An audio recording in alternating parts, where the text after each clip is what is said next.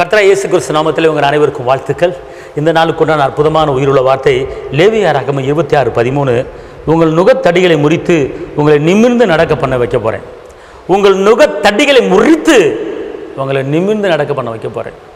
அன்பார்ந்தவர்களே, ஒரு மூடை சுமக்கிற ஒரு மனுஷன் மூடை முதுகில் வச்சுக்கிட்டு குனிஞ்சு தான் நடந்து போவார், நிமிர்ந்து நடக்க முடியாது. ஏன் அப்படின்னு கேட்டால், அவர் முதுகில் ஒரு பாரம் இருக்கிறது. ஒரு மூடை சுமக்கிற ஒரு மனிதன் ஒரு மூடையை சுமந்து போகும்போது குனிஞ்சுக்கிட்டு தான் மூடையை சுமந்துட்டு போக முடியும், நிமிர்ந்து மூடையை சுமந்துட்டு போக முடியாது, நடக்க முடியாது. அதே போல் இன்றைக்கி நம்முடைய வாழ்க்கையில், உங்கள் வாழ்க்கையில் ஒரு மூடை சுமக்கிற ஒரு மனிதனை போல் பலவிதமான பாடுகளை, பலவிதமான சுமைகளை சுமந்து கொண்டு நடந்து போய்கிட்டு இருக்கிறீங்களா? கடன் பிரச்சனை என்கிற சுமையோடு இருக்கிறீங்களா? பலவீனம் என்கிற ஒரு சுமையோடு இருக்கீங்களா?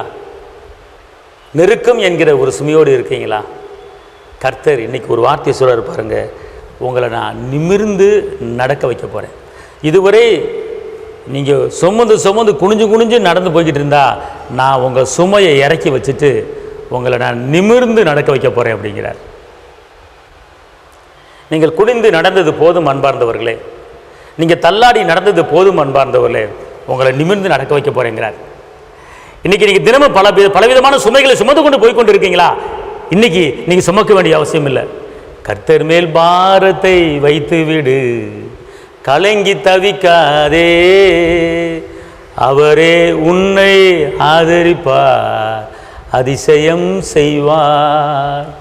நீதிமான் தள்ளாட விடமாட்டார், நித்தமும் காத்து நடத்திடுவார்.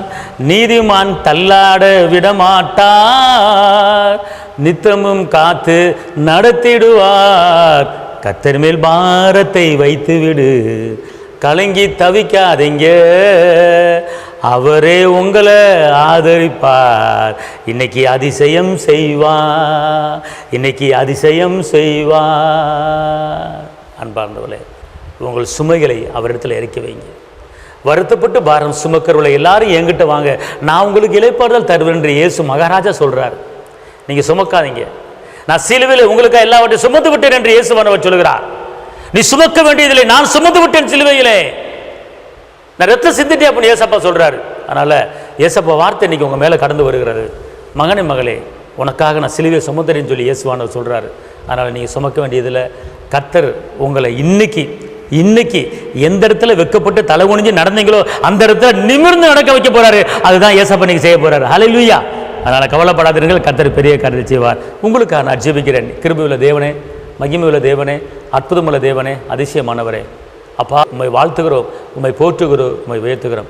அதனால் நம்முடைய மகிமையின் கரம் கூட இருக்கட்டும். எல்லா துக்கத்தையும் எடுத்து போடுங்க, எல்லா நெருக்கத்தையும் எடுத்து போடுங்க, எல்லா பலவீனத்தையும் எடுத்து போடுங்க. உற்சாகத்தின் ஆவியானவர் ஒவ்வொருவரையும் தாங்கணும் தாப்பனே. இரத்த கோட்டைக்குள் மறைத்துக் கொள்ளுங்க. இயேசுவின் நாமத்தில் பிதாவே, ஆமென். கர்த்தர் உங்களை ஆசீர்வதிப்பார். தேவனுக்கு மகிமை. ஹல்லேலூயா.